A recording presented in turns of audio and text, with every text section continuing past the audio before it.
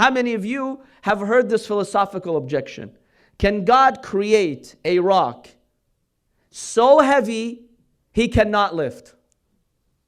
If you say yes, then you've accepted that God cannot lift it, so he can't. If you say no, then you've admitted that God can't put this into existence. So either way, you're stuck, and God's power is limited. I remember once, my philosophy teacher, he presented this challenge. He said, you Muslims, you believe God is the all-powerful, he can do anything? I said, yes. He's like, okay, can God create a rock that he cannot lift? So heavy that he cannot lift? What is the answer to this challenge, my dear brothers and sisters? Philosophically, when you examine such a supposition, you find that the supposition itself is flawed and does not have the capacity to exist. Not that there's a weakness or shortage in the power of Allah. I'll share with you an example. Who's the greatest mathematician today? Anyone knows? Any names of a famous mathematician figure? Okay, let's say you bring the top mathematician today in your society, or bring back Einstein and tell him, I want you to do the following. 2 plus 2 equals 4. I want you, as the world's greatest mathematician, to make 2 plus 2 equals 5. Imagine if you present the mathematician with this equation. Now, would it be fair for you to say, oh, you're weak. You cannot make 2 plus 2 equals 5. With all your mathematical powers, you can't make this equation. Would this be fair?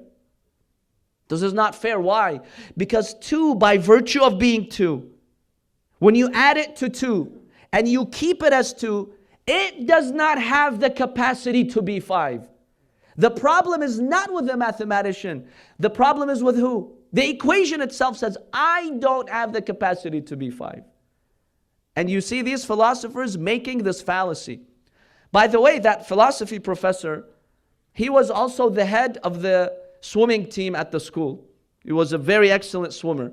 So I told him, in order to give him another proof of why what he was saying is a fallacy, I told him, do you know how to swim? He kind of found it as a silly question. He's like, of course, I'm the coach of the swimming team. What do you mean?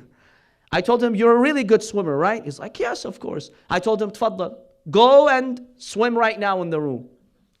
He's like, I can't. What do you mean? I said, oh, haram, the guy can't. He just admitted that he can't swim. I thought you're the coach of the swimming team. What happened? Why can't you swim? He's like, come on, that's absurd. There's no water here. I told him, exactly. That's your answer. So would it be fair for me to come and say, our swimming coach is weak? He's deficient. He doesn't have the capacity to swim here. Your response was, the room doesn't have the capacity for me to swim in it, right? Apply that same concept to the objection that you made. Allah subhanahu wa ta'ala is the all-powerful. And then they ask you questions like, well, can he create another God like himself? Another God doesn't have the capacity to exist. There is no shortage in the power of Allah subhanahu wa ta'ala.